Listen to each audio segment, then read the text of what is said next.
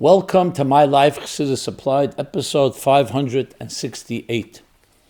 This program is graciously dedicated by Yecheskel's good friend in honor of the yahrzeit of his dear father, David ben Yecheskel Halevi, good friend, a Holocaust survivor whose old world civility and menschlichkeit set a standard that his children strive to uphold.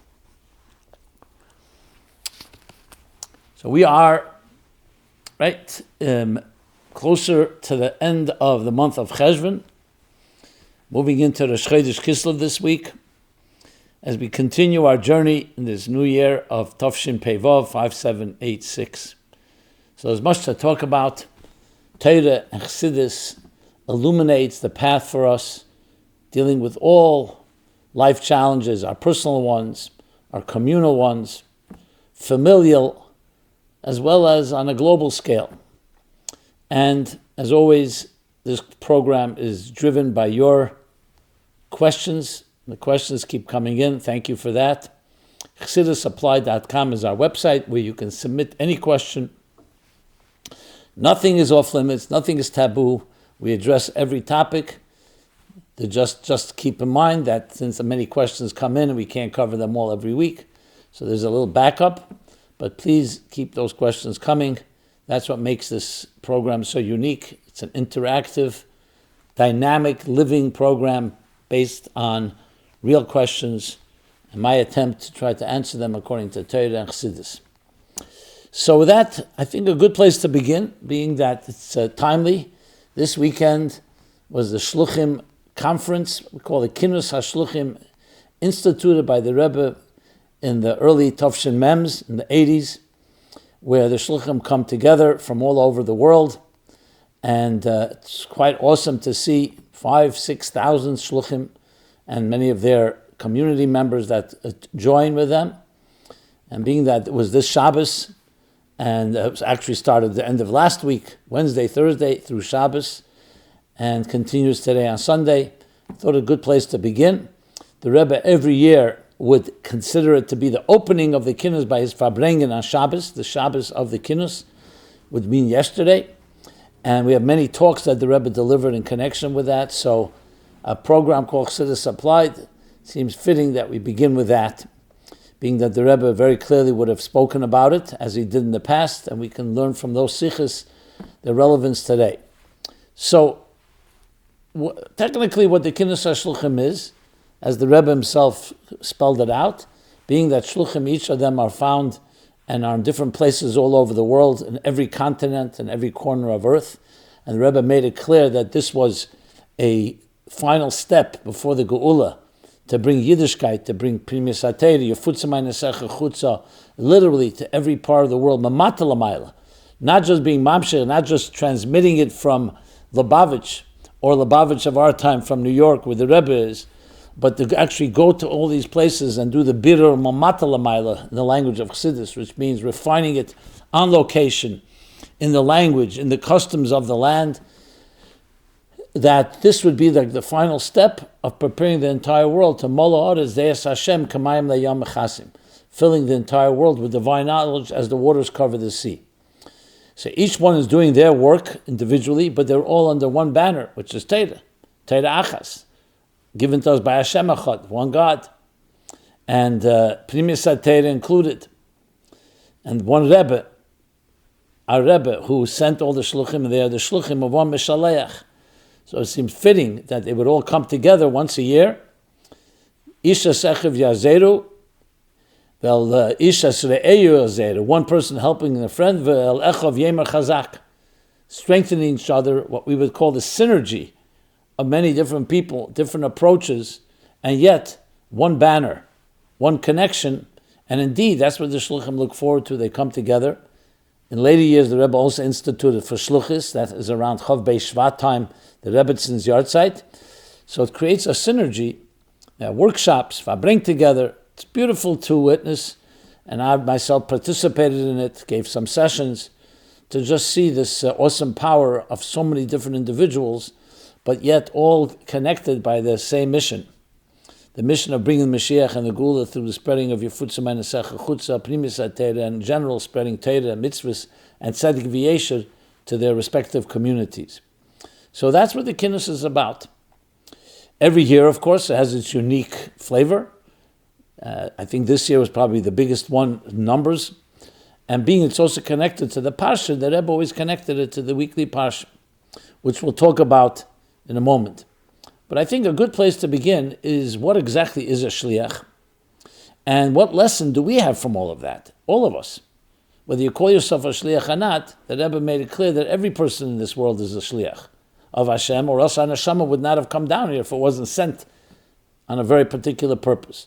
But within Shluchim itself, as the Rebbe explains in a number of Vesichas, you have those that dedicated their lives completely 24/7 to this work. And what is the work? Shluchim shalom kamese. As the Rebbe explains, on one hand, the shliach is an independent individual, a bar das, with his own independent individual perspective on things, and yet at his own volition, he chooses to become a shliach, an ambassador of the Mishaleach, and then he's rendered into shluchim shalom kamese. So it's an interesting paradox. A shliach can't be someone who's a servant or a child or someone that does not have an independent perspective.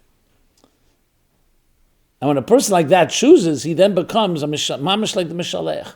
Like it says, actually, the language, shluchim shalom kamese mamish. The Alter Rebbe says that in Likutei Torah Vayikra, but the Rebbe also tzeichen to find it in Shal Shuvas Rivash. The word mamish, which means we're like an extension, the arms and legs, and the actual extension of the Mishalech.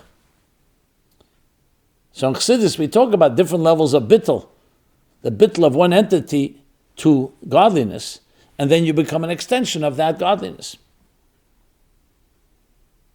And that's the essence what a shliach is.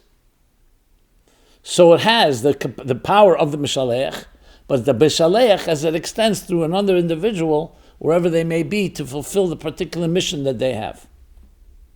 So there we have the lesson to all of us. In the Sichos, I had the schus to prepare, and the Rebbe edited them in the years 1985, 86, 87, those years, Mem Zayin, Mem Vov, Mem Zayin, Mem Ches, especially Mem Zayin, Tavshem Mem Zayin, the Rebbe spoke very much how every neshama, and actually every level outside of Atzmus is called a shliach. That's what the Alter Rebbe says in Likutei Torah. Because everything becomes the Eibishter shliach. Even Eir Ein Sof is ultimately an extension, is a shliach, a messenger or an ambassador of God with a particular mission. And then within that itself, within all the neshamas that are sent on a mission to this world, there are those that were designated or volunteered and became shluchim of the Rebbe, the Frierdiker Rebbe, the Rebbe, to fulfill the mission. So the lesson to all of us is we are here not just, God forbid, by accident, randomly. Every neshama, you and I and every person was chosen specifically by Hashem, by God, to be sent to this world with a mission. The general mission is to make a dira b'tachtenim, to make a home for God in this lowest of worlds. The specific one, each one in our own way, based on our circumstances. Mashem mitzadi gover kenanu, God leads the footsteps of a person, depending where you live, what your skills are, what your personality is like, the opportunities that come your way. These are all signposts that direct you, so that wherever you are, your job is to l'shaken shmei sham, to make that a mishkan, a sanctuary for God in your work, at home, in leisure, in everything you do.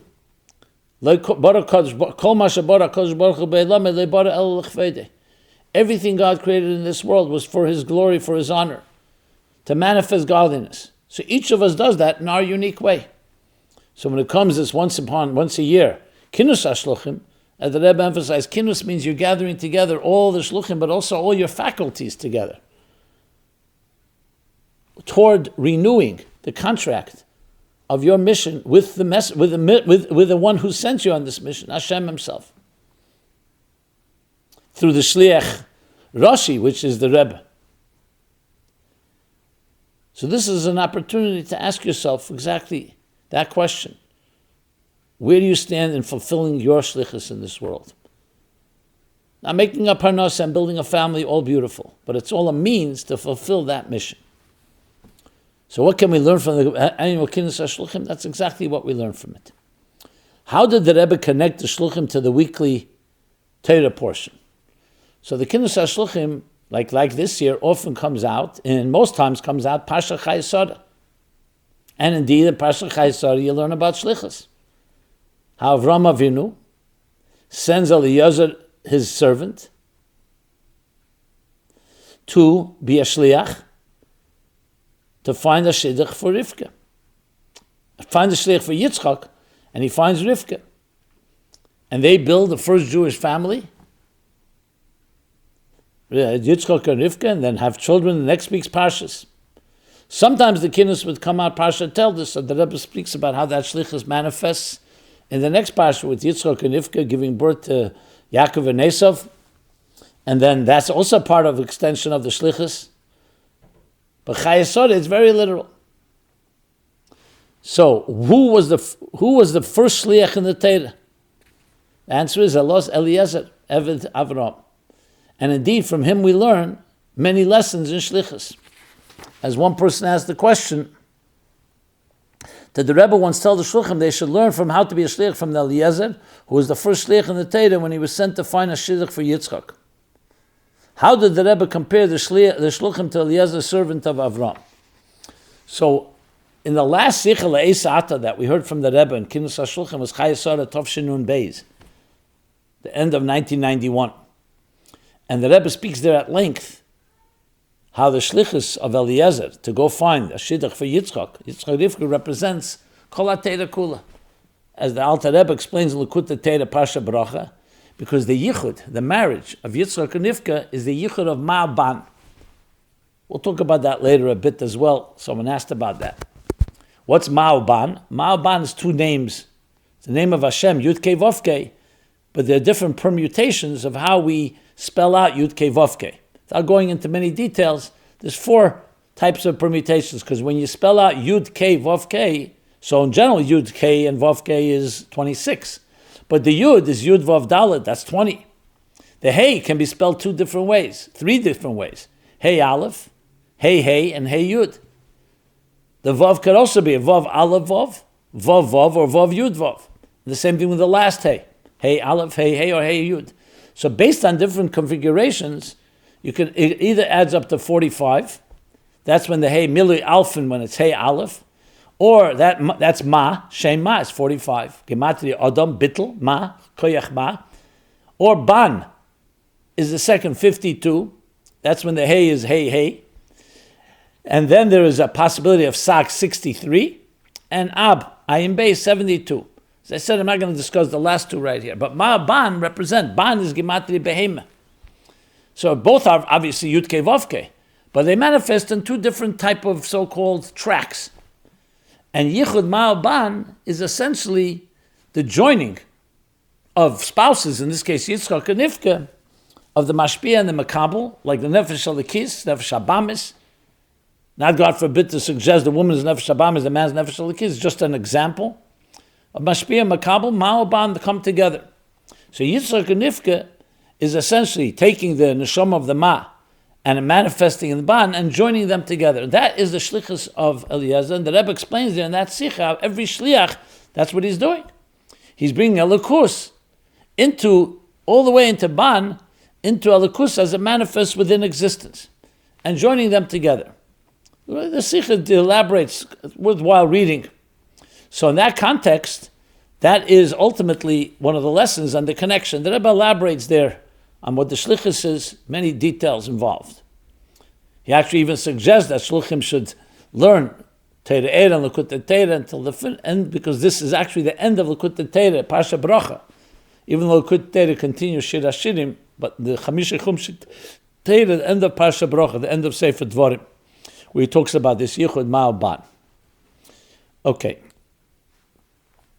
So that's a few words about shlichus. Let's move on now. Since we're talking already about Parsha Chayesara, and we're also this week's Parsha Toldos, so let's begin with Parsha Toldos, and from there we'll work our way back, and we'll talk some Chayesara topics that were a follow-up to last week's program. Now remember, Toldos is the direct Esau. What happened? Yitchak and Rivkah, the Yichud Ma'aban in parsha Chayesada of the shlichus of Eliezer, that leads, of course, to parsha Toldos, Toldos Yitzchak. The Yitzchak and Rivkah give birth to the twins Esau and Yaakov, and that's the parsha of this parsha.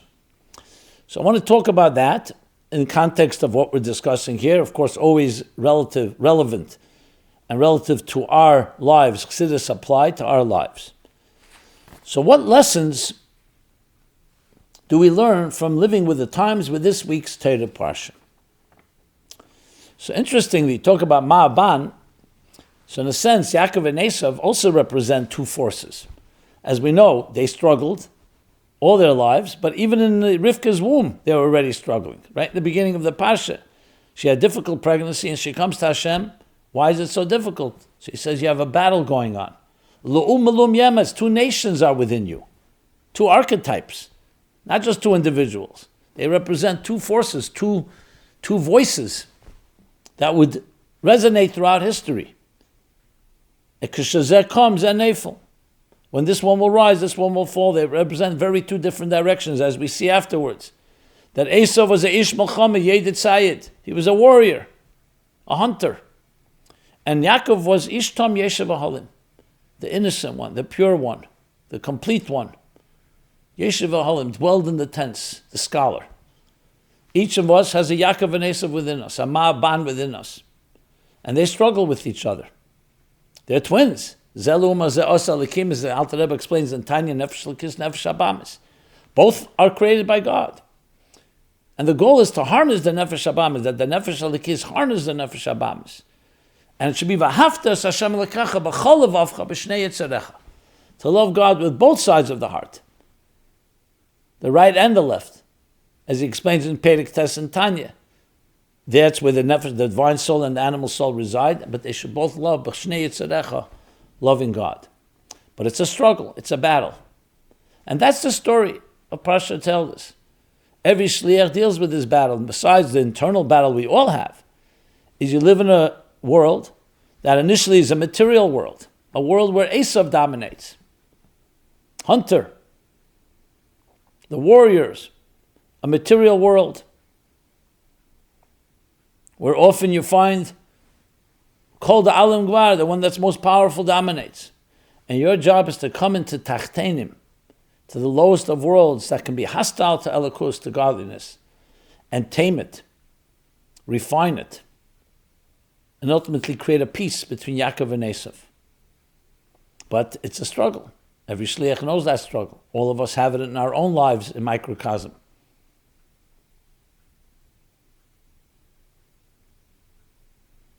So the parsha is really the story of our lives.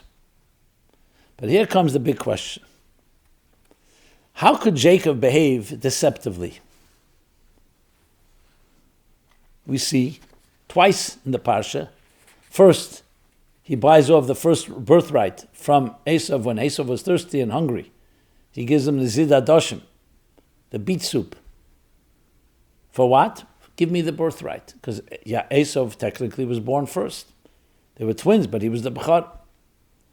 And then, even more pronounced, when Yaakov and Rivkah, his mother, conspire that Yaakov dress in the garments of Esau, and essentially, quote-unquote, steal the blessings that Yitzchak intended for Esau, as the parsha elaborates, and only incited Esau even more. What kind of behavior is this?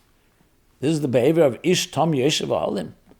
It's what we call a dugma, the ovis, hen and merkava. So this is one of the biggest questions you'll ever find.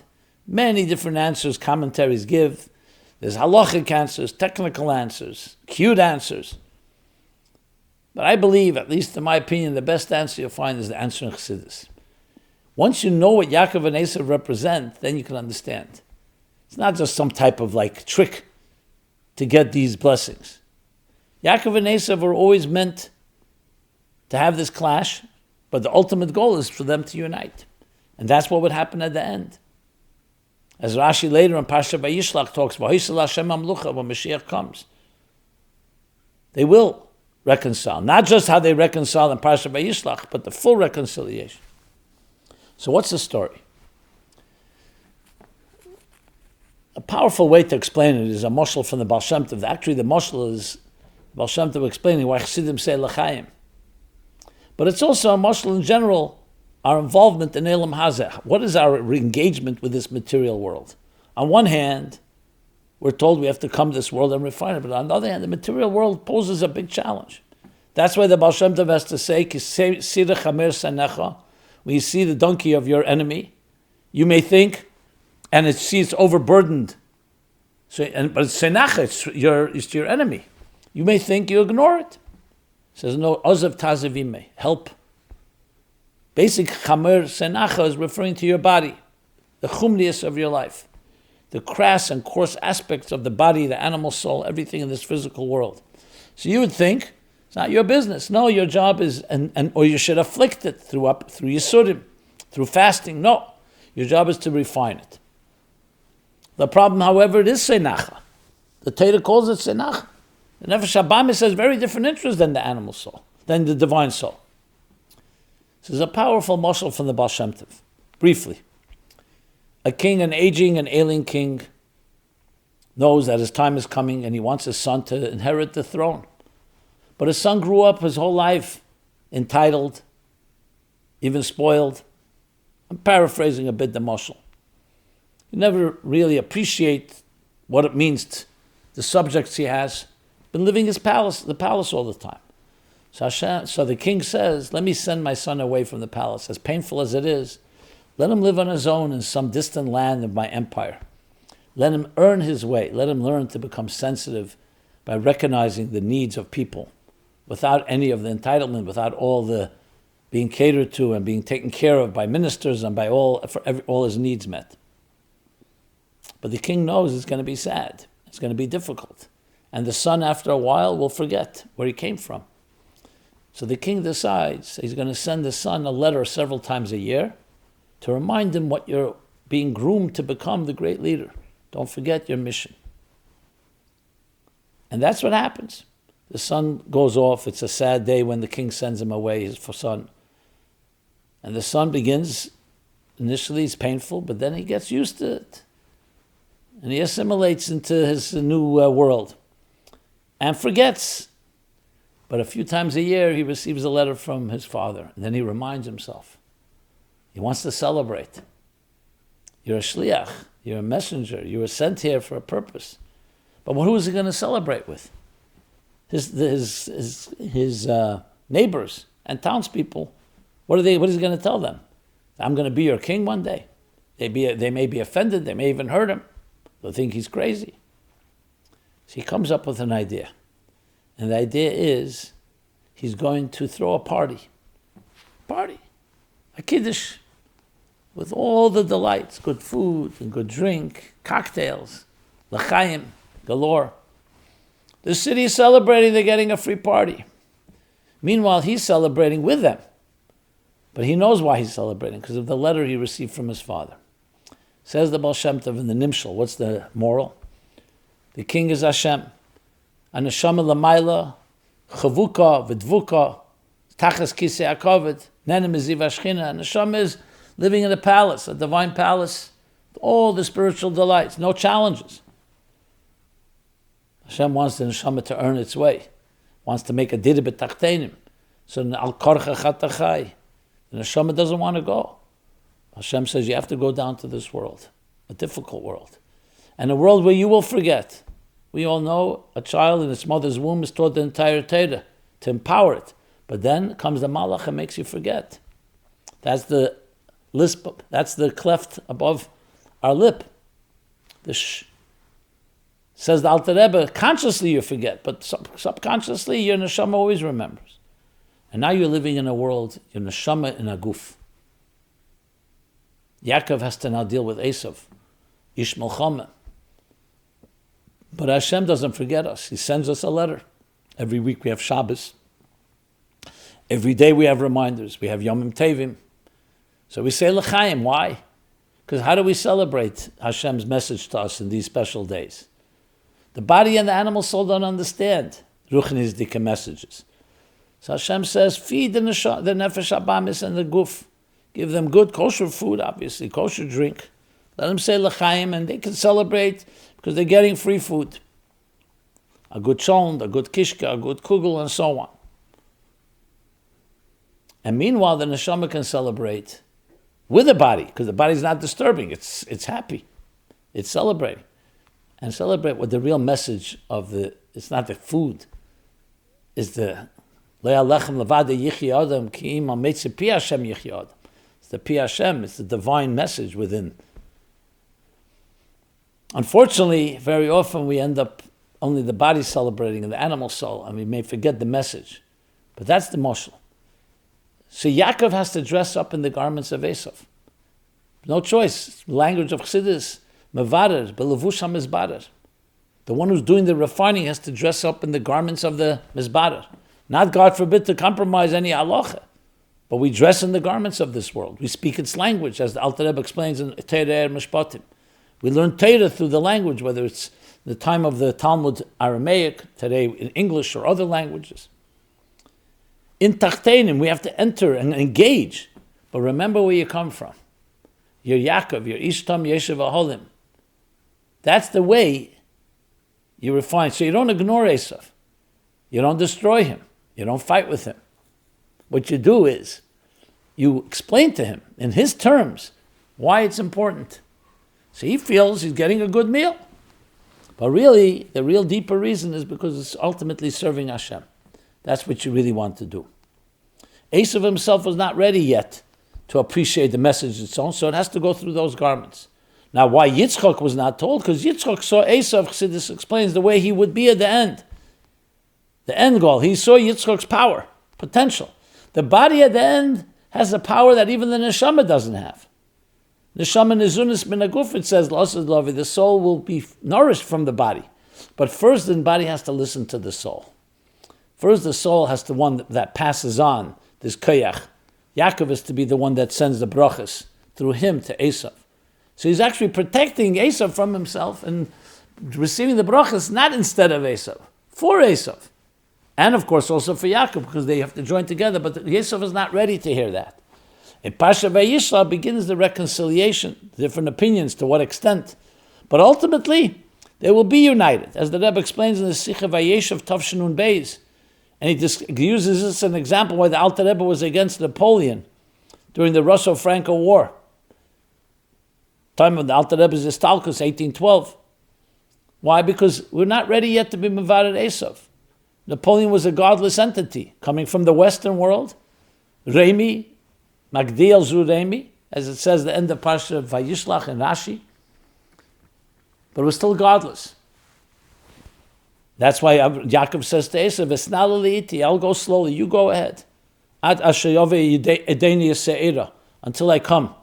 Rashi says, what does that mean? He says, he's talking about L'Osed Lavi. He will ultimately reunite with Esau when we're ready. And the Rebbe says 7 generations after the Alter Rebbe, we're ready to enter into the Western world and refine it. We're not afraid of it anymore. So it's stages. So bottom line, that's the story. When you think of it that way, it's opens up a whole new panorama of how to understand this parsha and the essence of what shlichus is all about. That's what a shliach is. That's what each of us is. We go into a material world, we dress in its garments. We're not defined by it. We define it, but we use the garments. Just like you teach someone Shalei L'Shmo, you teach a child Torah, you give them a gift, you give them candies, because that's what they understand, that's the value they understand. Then they come to understand, this is only a garment. It's really a message of godliness that is being passed on. Was there anything redeeming about Esau? Before we get to that, let me just read a few more questions that were answered in this discussion. Why was it necessary for Yaakov to be deceptive and dress up as Esau and trick Yitzchak into giving him the better blessings? So I just explained that. Is there a concept that when something comes through trickery, it's outside of our normal structures and therefore it can access and draw down higher, more sublime energies that are above Seder Shtalshlus? The answer is absolutely yes. That's what we're talking about. That when you go into these levushim and tachtenim, you actually draw down higher levels than a regular flow. If so, how can we use this concept of trickery to access these sublime energies in order to make Mashiach come right away and skip over any obstacles within our structures that may be impeding his imminent revival? Well, the answer is when we use the material world, technology, on its terms, but we know what's the intention of it all is really Mol Deus Hashem, to fill the world with divine knowledge. That's how we use it. So is it trickery? It's a way it is, because you're using this and everyone thinks, okay, I'm eating and drinking because I got free cocktails. The real kavan is alakus, but shmetech shalei l'shma bo l'shma.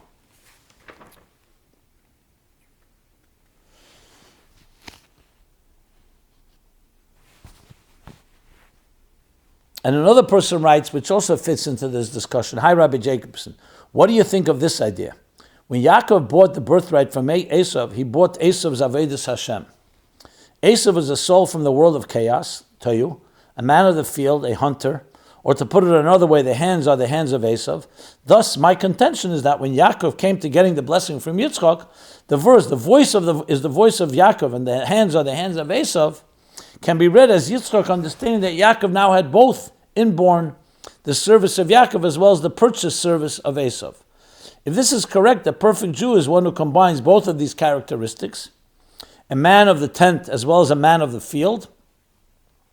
And this seems to be fully fulfilled with the religious commando soldiers like my son, who davens with a minyan whenever possible, brings Dvar Malchus with him to base, and kills or captures terrorists whenever possible. What do you think about this idea? I think it's a very good application. And all of us in our own way are doing exactly that, and very fitting to what I described earlier. So now comes another question connected. Was there anything redeeming about Esau? So based on what we're discussing, absolutely. Yaakov and Esau are murim parsha, as the Rebbe explains in the parsha. Yaakov and Esau are both Torah people. The Torah in the parsha. What is Esau? The kavanah of Esau is like the neshama and guf. The guf is also created by Hashem. And in some ways, the yesh of the guf manifests the yesh amiti of atzmus, like he says in the Geras HaKedesh Simon Chof.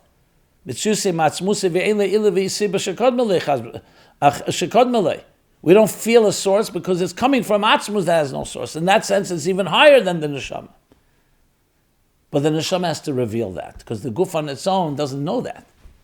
It can go off on its own direction. So there is absolutely that redeeming element. And that's Taka the Kavanah. That's why Taka Esau was born first. Why not Yaakov coming out first? Because it has that Mila, but that Mila has to be revealed in it through the neshama, through Yaakov.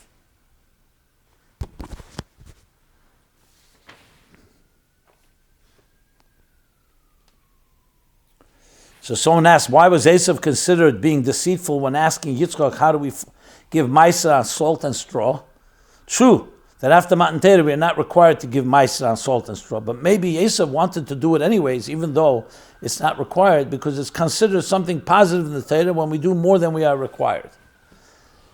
Yeah, you definitely can find in Esau's behavior, even though he was trying to just prove and show Yitzchak how frum he was, and his intentions were not good ones, that there is some positive thing as well, as we're discussing, but it needs to be harnessed. It needs to be harnessed by the neshama. Okay, and then one final question on the parsha. Is tiferes an attribute of its own, or is it an outgrowth of chesed and gevurah? Why is this relevant to us? Because tiferes is, of course, Yaakov. Avram and Yitzchak, respectively, are chesed and gevurah, and tiferes is Yaakov. So here's what he says here. Someone writes, does tiferes actually exist, or when chesed and gevurah come together, it gives the appearance that the tiferes exists? Perhaps like a corner. We say a keren zovis, a corner where two sides meet, isn't an entity on its own, but when two walls meet, it gives the appearance of a corner joining them together. Or do we say, since Yaakov represents tiferes and we know Yaakov existed, then there's tiferes exists?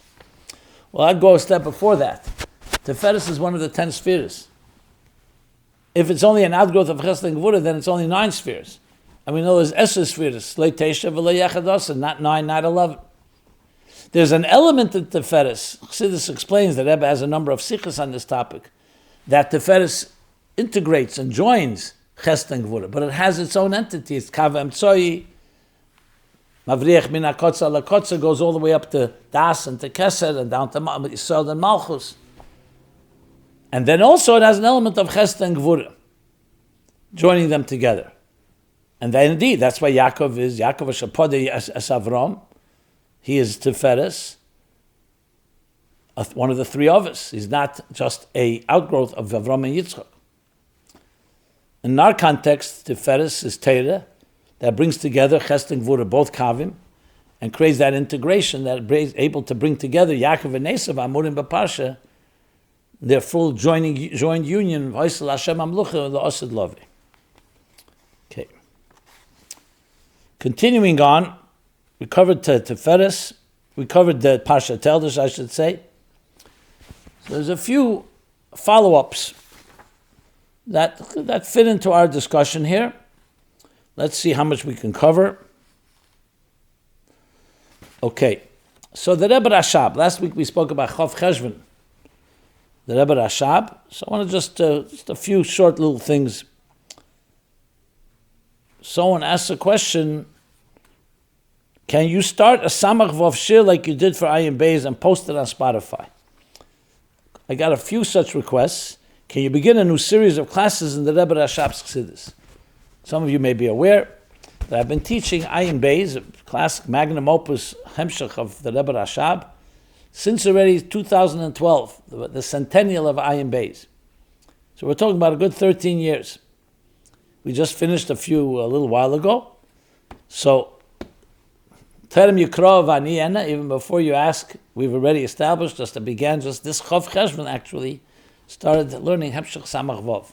You go to ChassidusApplied.com, there's a special Samach Vov page. It's actually samachvov.com as well, with A's, SAMACHVAV.com. You can find all the information about the class. It's a live Zoom every morning, 9:30 a.m. New York time, as well as a live YouTube. And then you can watch it at your own convenience whenever you wish. So that's the answer to that. In this context, someone also asks, is there a way to figure out what the conclusion of Hemshech Ayin Beis may have been? So we know Ayin Beis, the Rebbe Rashab didn't complete. Even though it's a good 1,474 pages in the second edition. I mean, later editions, it's more pages because they added footnotes. But the Rebbe Rashab didn't completely finish it. So here, I'm also glad to share that I actually wrote up almost a 50-page essay suggesting what that conclusion can be. If you go to ayinbeis.com, which is also on chassidusapplied.com, there's a link there that talks about the suggested conclusion. It's in Hebrew, where based on discourses that were delivered earlier, namely from the Alter Rebbe and the Mittler Rebbe, we could figure out to some extent what the conclusion may have been.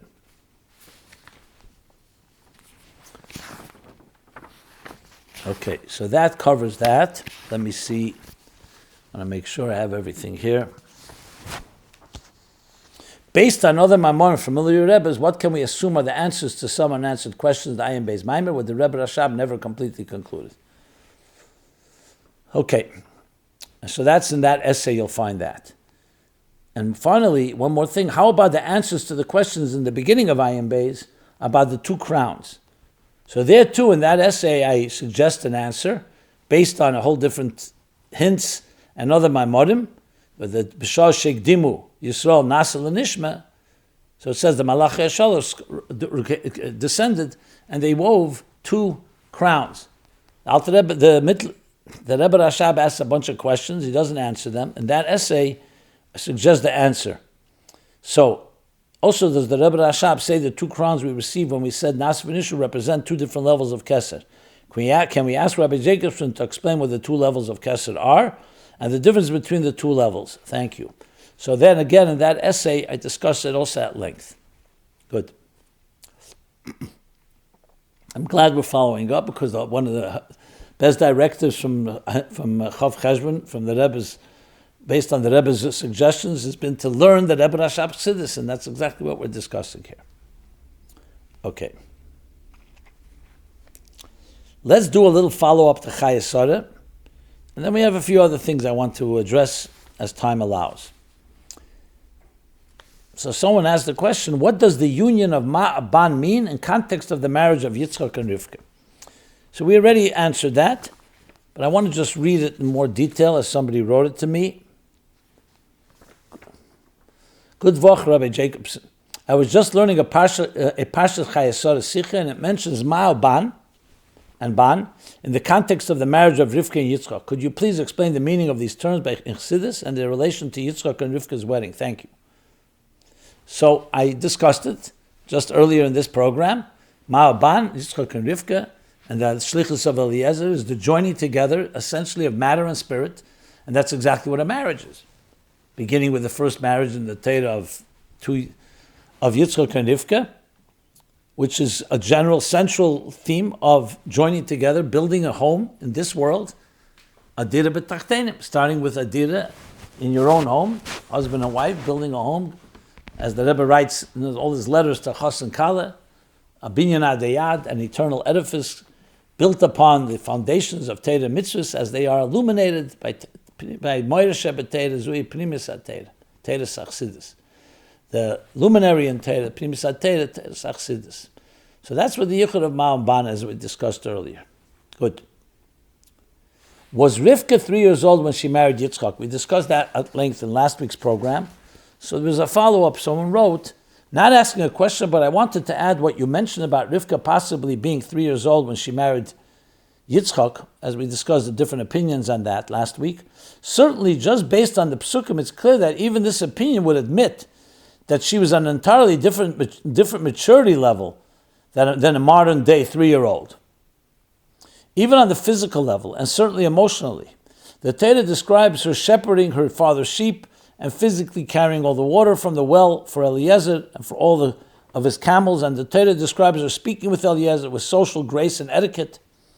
3-year-old kids nowadays are not capable of doing any of that. Okay, I think I alluded to it when we discussed it, but that's definitely part of the discussion. That age was very different then, and you see it in many ways. They also lived years that were far beyond what we're living today. Good. Another question came in. Why don't we know more details about the other children of Abraham that were born with Keturah after Sarah's passing, as we learned in parsha Chayesara? So we did discuss it to some extent, but another question came in on that, so I'll read it. If Avram was the most important person in our history, why do we only know about his first 2 children, Yishmael and Yitzchak, and we know almost nothing about the 6 children he had later in life with his new wife Keturah? Were these 6 children not important even though they carried Avram's genes? Did they become leaders of nations? So firstly, we do know, because there's also Torah Sheba'al Peh. Rashi brings it. He sent them to the east, the Torah says. So this is a general question, why some things in the Torah are spoken about briefly and one sometimes more elaborately. Even in Chayesara itself, Rashi answers that question. Chassidus elaborates. You see, when it came to Avram speaking to Eliezer, you find very few words. When Eliezer is speaking to Psuel and Lavan and trying to create the shliach, it's repeated so many times, and so Rashi brings the Ma'ameh Chazal, Yofa, Sichoshen Shel Avdei Ovis, Yesem Mitiroshen Shel Bonim. That more beautiful or more precious are the words of the Avdei Ovis, the servants, the Shluchim of the Ovis, than the Torah of their children, because the Torah of the children sometimes are written very briefly. So Chassidus explains at length what that means, because the Torah is not a book of history. It's not just reflecting events that happened. It's what's negated to our avodah here in this world. So certain things are very much negated, that's why you have elaboration on it. Just look at the fact that 4 Chumashim of Torah cover only around 40 years. We're talking about after the Yidden leave Mitzrayim, all the way till the end of Sefer Devarim, is only 40 years. The whole Sefer Bereshis is over 2,000 years. The answer is the Torah is Meloshen Heirah. The Torah is a blueprint for life. And the Torah speaks specifically the things that are relevant to that blueprint, and then leaves the rest to be interpreted. Torah Sheba'al Peh, Torah b'Pirusha Nitna. Torah was given together with its commentary. So the words of the Torah are sometimes very brief and very cryptic, but they include layers and layers. So you look in Medrash, and you look in the Gemara, and look in many different places, Zohar and so on, and you'll find explanations including about B'nai Keturah and other such things. It's a longer discussion why some things are literally in Torah in the written Torah, and some things are only alluded to.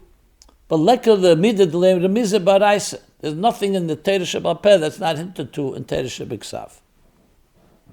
So this is not suggest something is more important, less important. It has different reasons that certain things are spelled out more than others. So then comes a final question on Chayesora, which we addressed then, but since someone sent in the question, let me just repeat the question and refer you back to last week's program, I should say. Why was Yitzchak named after Sarah's laughter? Yitzchak. Al Shem Yitzchak.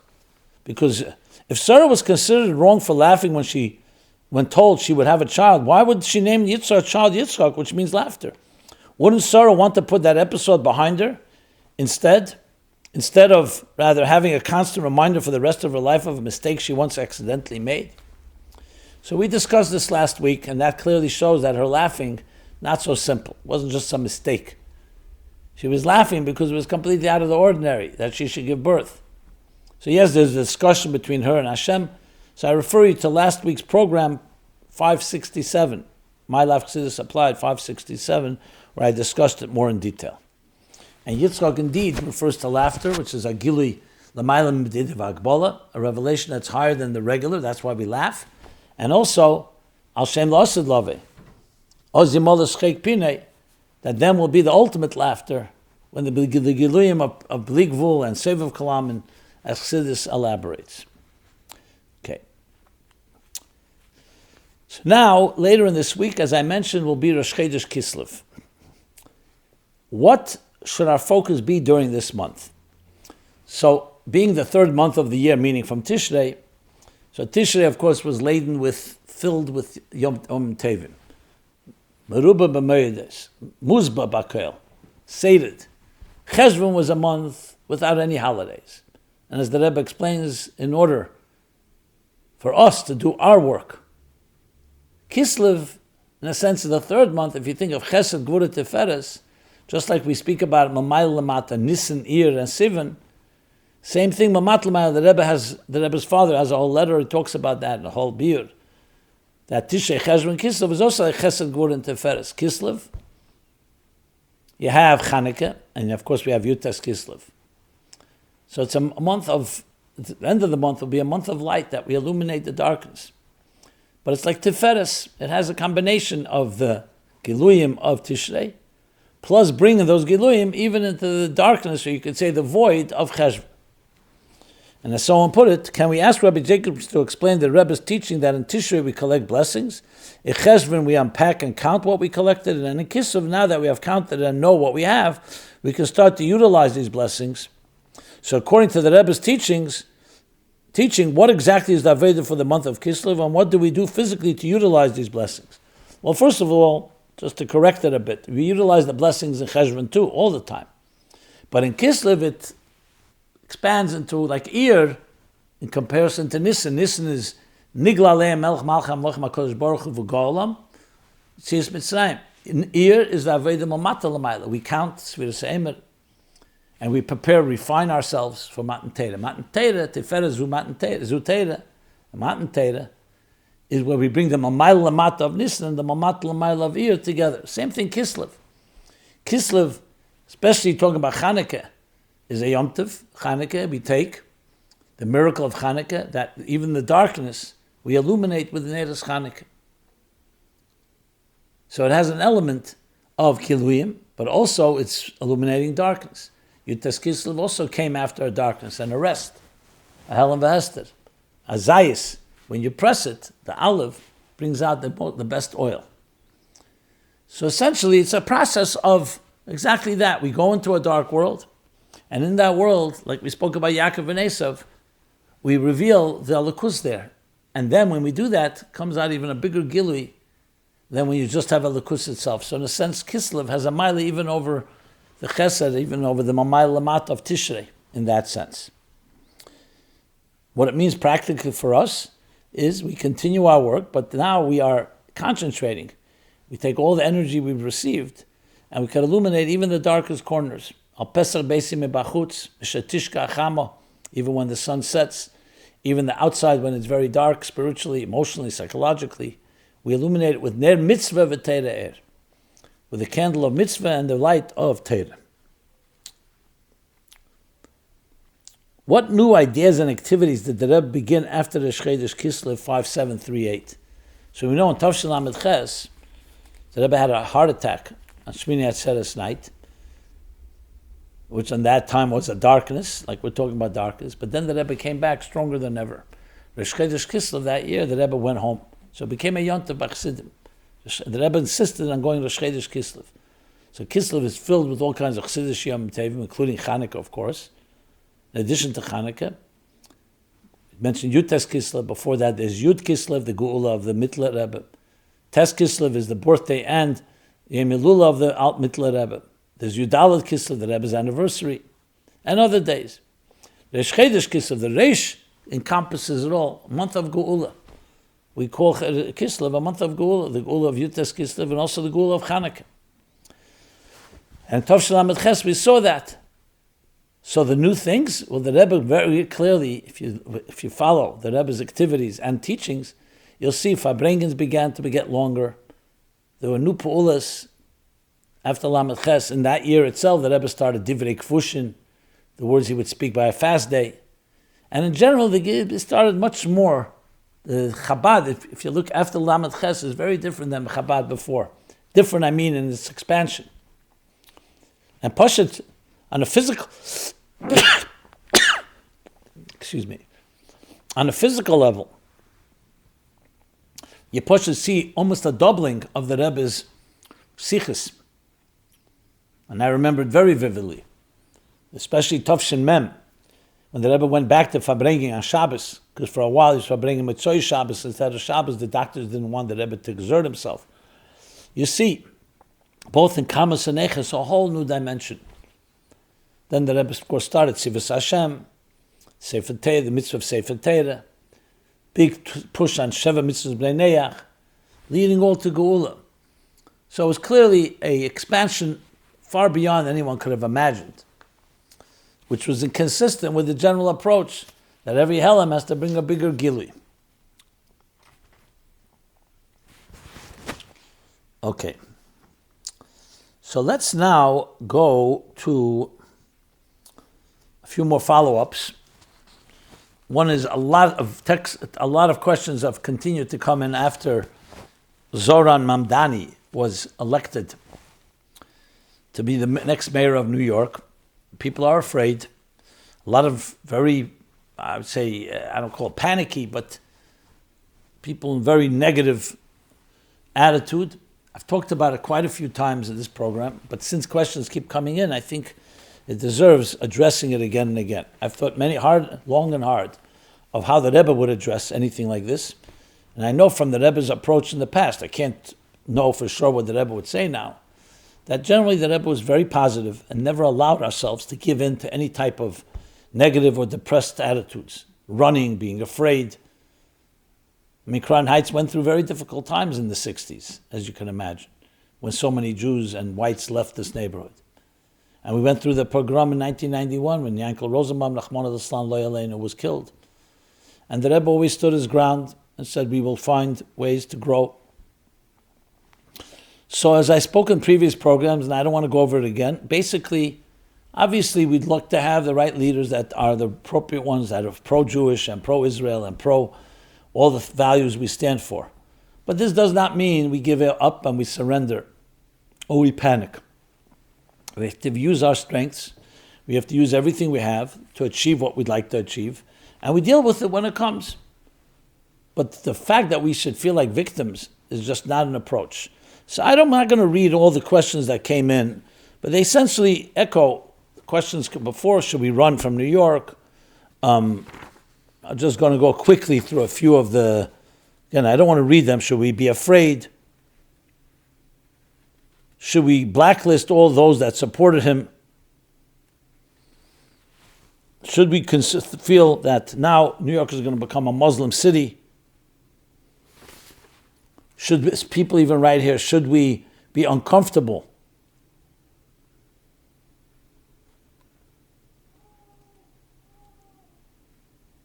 Someone even suggests, should we in some way move the oil somewhere else? That one I didn't even want to read.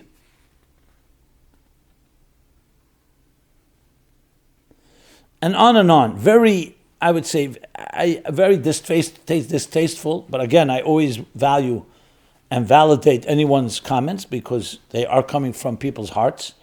But I have to respond that this is just not the Torah approach. It's not the Chassidish approach, not the Rebbe's approach. So I understand where it's coming from, but I think we have to keep in mind that all darkness is dealt with through light. If you see something that's challenging, increase in light. I'm not trying to be naive. Obviously, any political or other power we have to influence public policy, we use. But in any other way, we increase Jewish awareness. It's like a wake-up call. And on the contrary, maybe this will get some people more aware by seeing, just like, God forbid, Rahman al-Islam, October 7th. I don't want to compare the two, but the same idea. I know some people start comparing it to the 1930s. Again, I cannot find in me anything from the Rebbe that would ever suggest going to that extent. That doesn't mean we don't have to be on alert and be vigilant and do whatever we can. So that just sums up the approach that we have to take. And again, this is not a naive approach. It's not escapism. It's not la la land.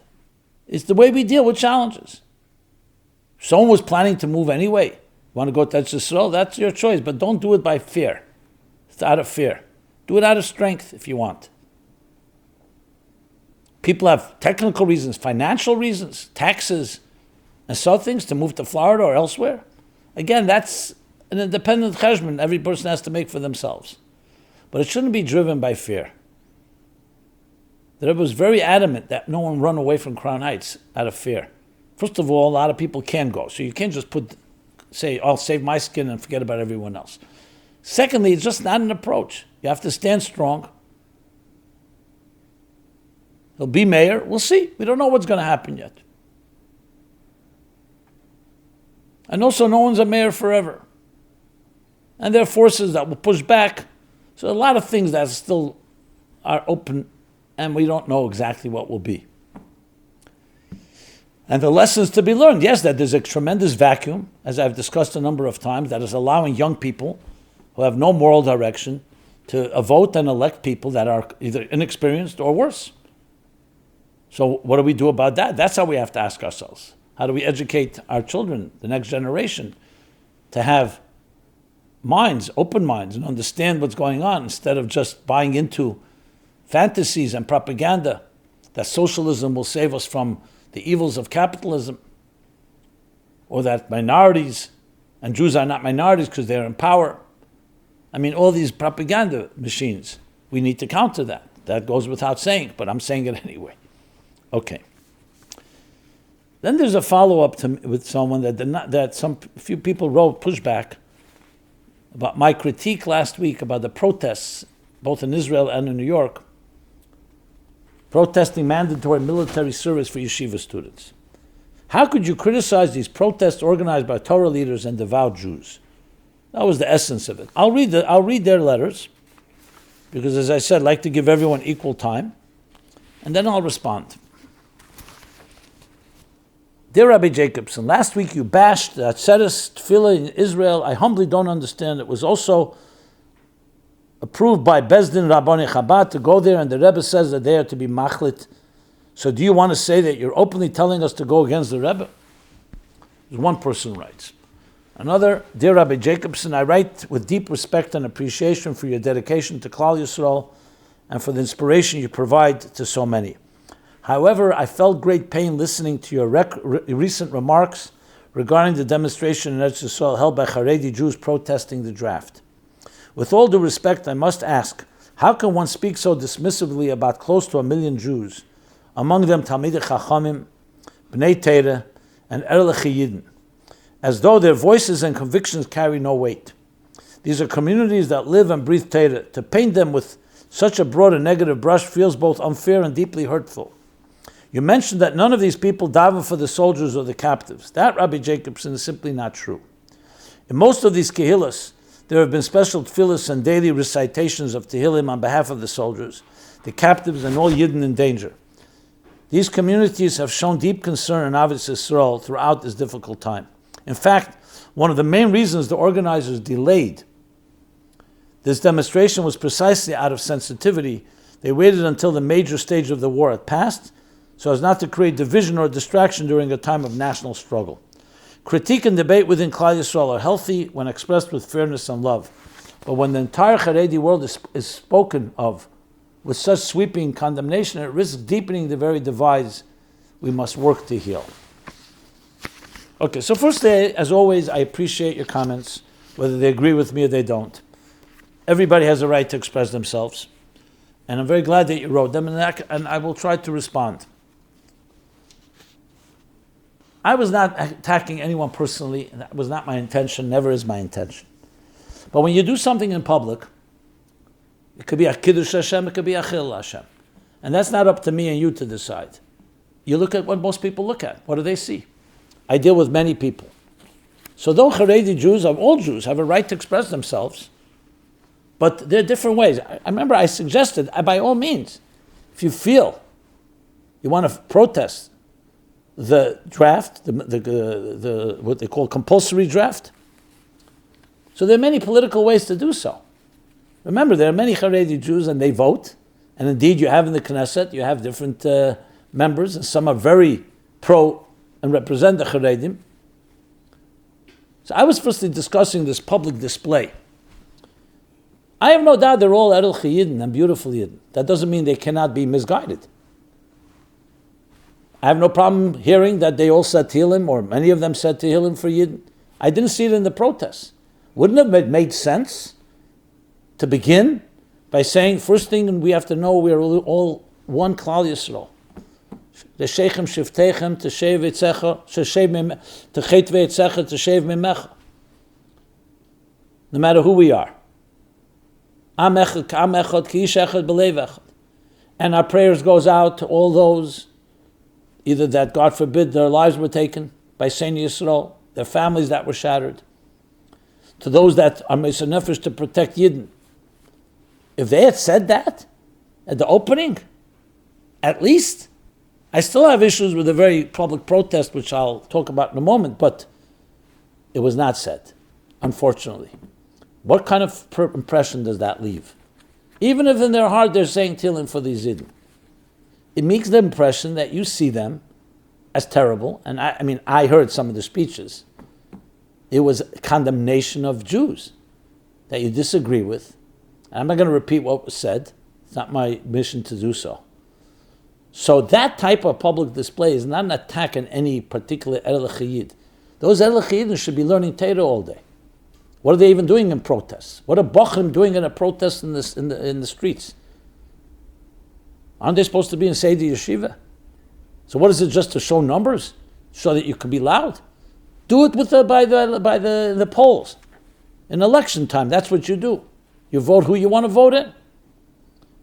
And I can go on and on with other things that I would call a Chil Hashem. So this doesn't mean there's no legitimacy in some of the arguments, but how you do it makes a big difference.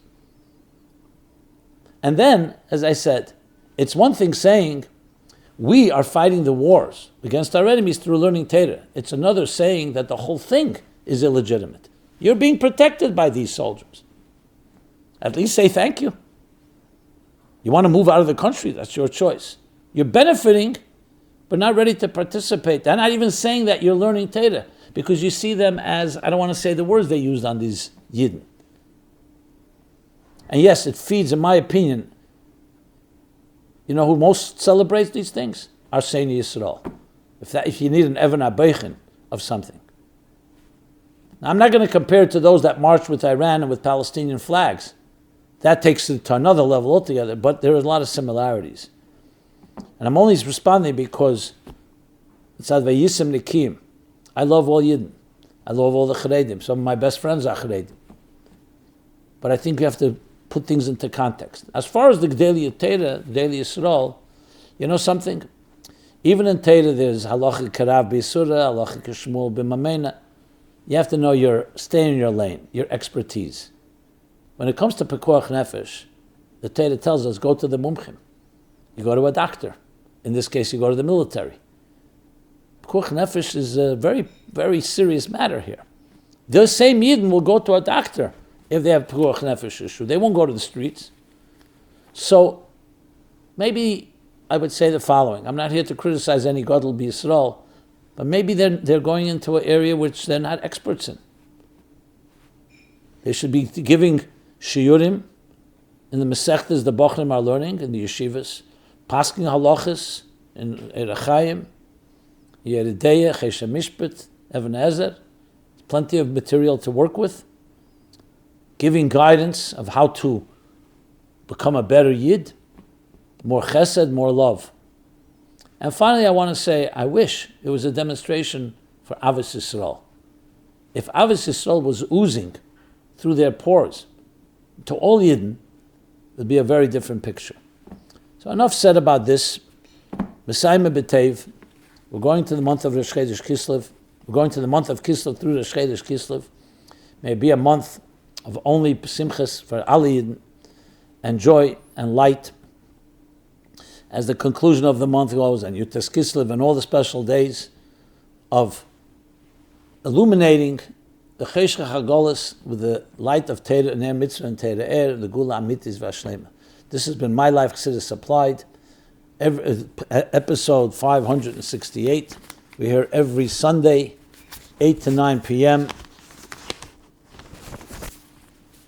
ChassidusApplied.com. Everyone be well and be blessed.